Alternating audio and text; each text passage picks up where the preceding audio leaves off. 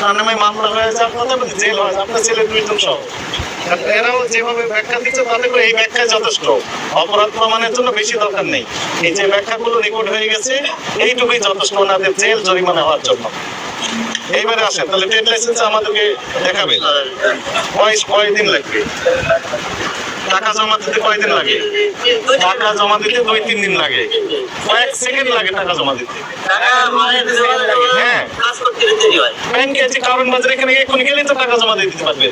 দেওয়ার পর তারপরে প্রয়োজনে কাগজপত্র অফিসে জমা দিন, হয়ে গেল। জমা দিলে আমরা বুঝবো যে আপনি প্রক্রিয়াধীন। মানে গত বৃহস্পতিবার 7 দিন সময় দিলাম, আপনার পছন্দ হয়নি না?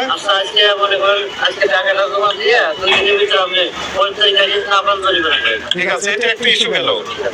এরপরে আসেন দ্বিতীয় যে ইস্যু, আপনি বলতেছেন যে শত শত বস্তা আপনি বিক্রি করেন, নগদে বিক্রি করে আপনি ক্যাশ মেমো দিতে পারেন না। Cash memo